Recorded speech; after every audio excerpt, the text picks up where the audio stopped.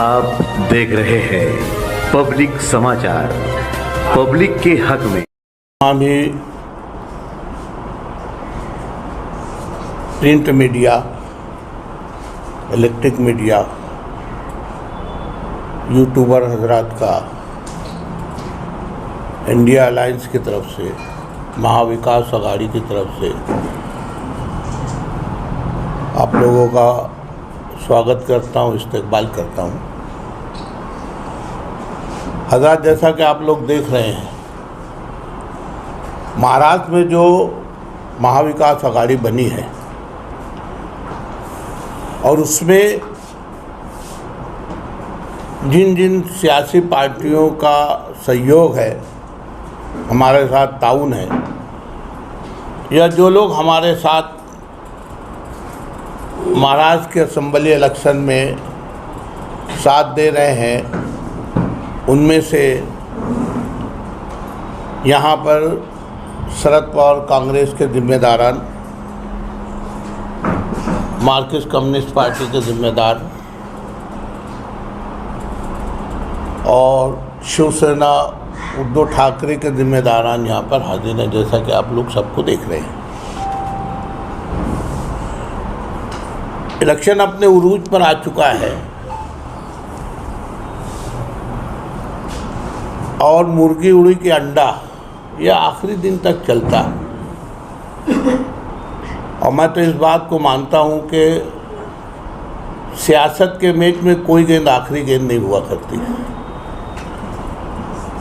एक बात का इजाला और सफाई हम लोग करना चाहते हैं कि महाराष्ट्र में जहाँ तक अलायंस का ताल्लुक़ है, समाजवादी पार्टी महाराष्ट्र में हमारे साथ है, लेकिन यहाँ पर जिस ढंग से उन्होंने अपने कदम बढ़ा दिए हैं, या जिस उम्मीद पर वो पहले से ये सोच रहे थे, और जैसा कि उनके अकाबरीन ने ये कहा था कि भाई आप इलेक्शन लड़ो, आपका हमारी तरफ से पूरा इशारा है। समाजवादी पार्टी महाराष्ट्र में क्या हैसियत रखती है, किसी से पोशीदा नहीं है। जहाँ तक अलायंस का ताल्लुक़ है, कांग्रेस आयोग के पास सबसे ज़्यादा सीटें 102 सीटें,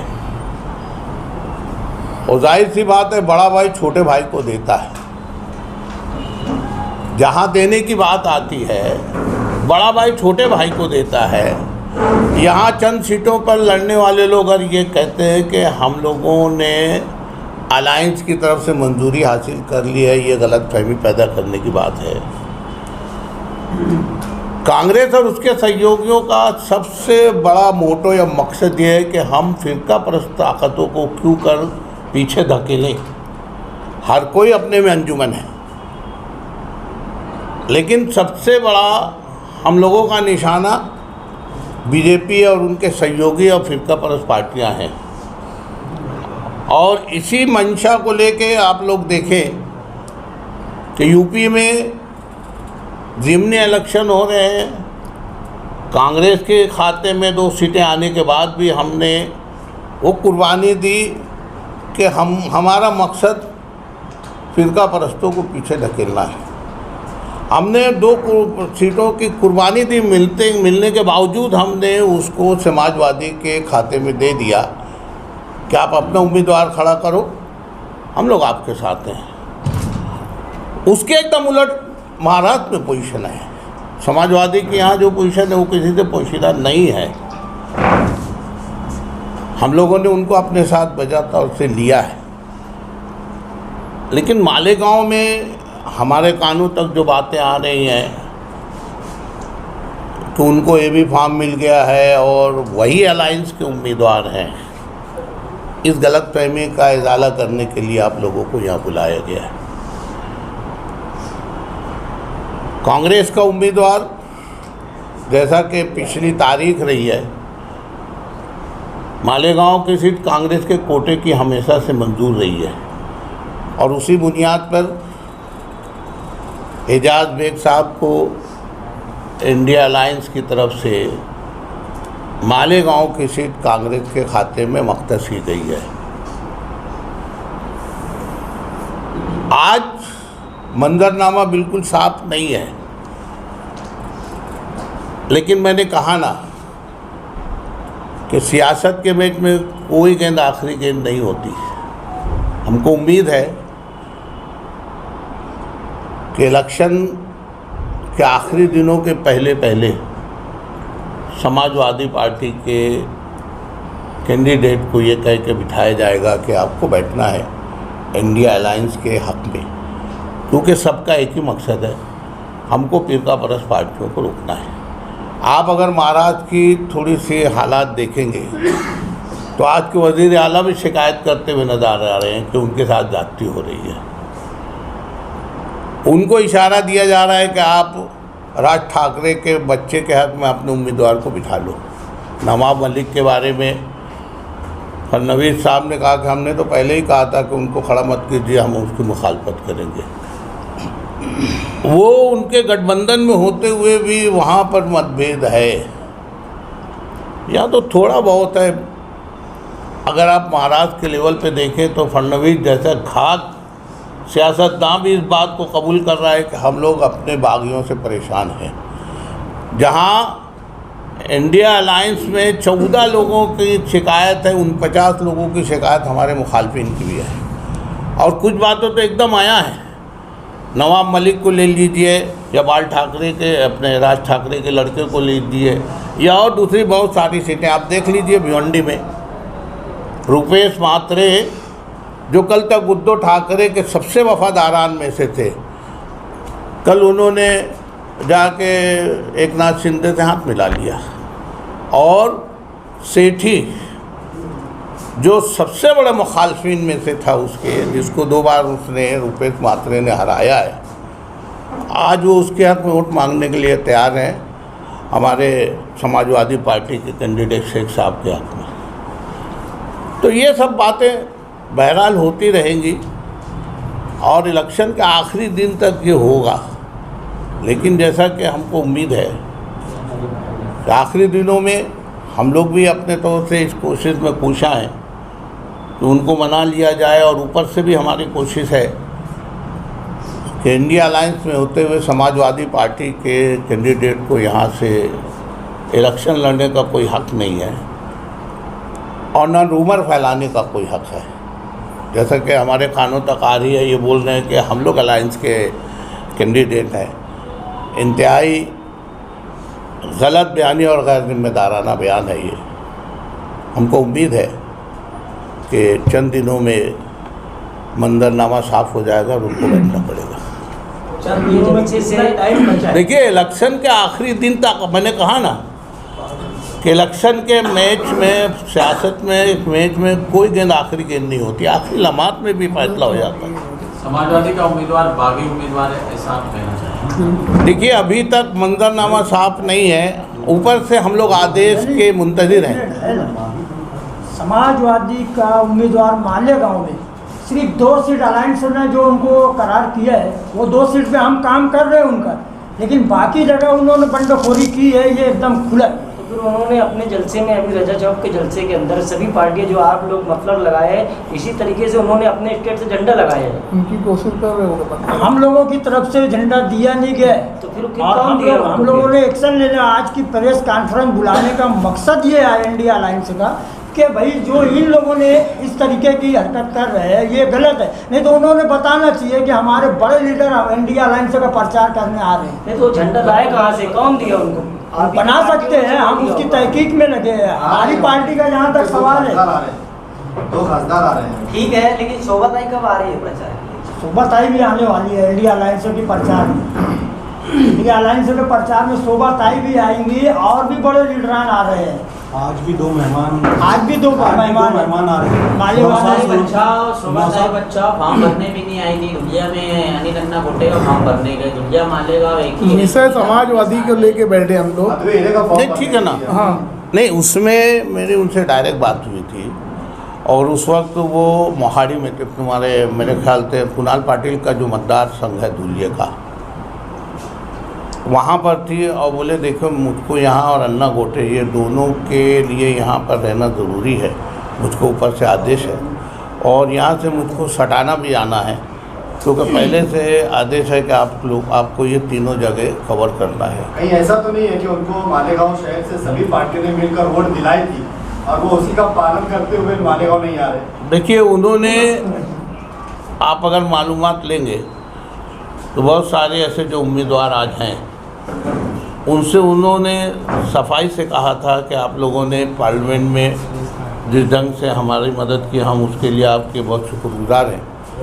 लेकिन जहाँ तक पार्टी लेवल की बात है, पार्टी के प्रचार की बात है, मैं मालेगांव आऊँगी तो आप लोग उसका बुरा ना मानिए। ये उन्होंने हमारे उन उम्मीदवारों से कहा है जो आज हमारे सामने तारीख दी है उन्होंने आने की? अभी तक कुछ तय नहीं है। देखिए, नेशनल पार्टी है, कोई लोकल पार्टी तो है नहीं। ढेर सारे मसाइल, ढेर सारे प्रोग्राम रहते हैं। हम लोग मुंतज़िर हैं और टच में हैं कि कहीं ना कहीं से उनकी सबील हो जाए आने की। वो भी आने में दिलचस्पी रखती हैं ताकि बहुत सारी गलतफहमियों का इजाला हो सके, लेकिन आदेश के ऊपर है। वो आएंगे तो आप लोगों के लिए वोट मांगेंगे, आप लोगों के लिए प्रचार करेंगे ज़रूर, क्योंकि समाजवादी से भी यहाँ पर उम्मीदवार है और इंडिया अलायंस का हिस्सा है समाजवादी पार्टी जी। की, वो भी उम्मीदवार है, आप लोग भी उम्मीदवार हो। तो मैंने आपके आने से पहले मुश्ताक भाई ये कहा था कि वो अलायंस के उम्मीदवार नहीं हैं, वो खड़े हैं और हम मुंतज़िर हैं ऊपर के आदेश से, और 2-1 दिनों में आना ही आदेश कि उनको बैठना चाहिए। सती सदी में कोई बात हुई आपकी लीडरान से? चल रही है ना बात, चालू है ना बात, जारी है ना बात। अभी इस प्रेस कॉन्फ्रेंस में नामजद उम्मीदवार है साहब मौजूद, इसकी क्या? नहीं, उन्होंने अलायंस ने बुलाया, ये कॉन्फ्रेंस है इंडिया अलायंस की तरफ से बुलाया गया है। भाई उम्मीदवार तुम्हारा काम करो, अलायंस तो कांग्रेस के जिम्मेदार है और अलायंस के जिम्मेदार है। ठीक है, अभी आपने कहा कि मकामी लोगों ने बगावत की समाजवादी की, तो ये क्या अखिलेश यादव की भी बगावत नहीं है कि इंडिया अलायंस के साथ? देखिए, अभी अबू आसिम साहब ने आखिर तक बम्बई में पत्रकार परिषद में ये कहा था कि मुझे हाईकमान का आदेश है, आखिर में जहाँ तक अलायंस टूटना नहीं चाहिए, अपनी पार्टी की कोई ऐसी हरकत नहीं होना चाहिए। हम कोशिश में लगे, मिल गई सीट तो हम लड़ेंगे, नहीं तो हम अलायंस के साथ ही है।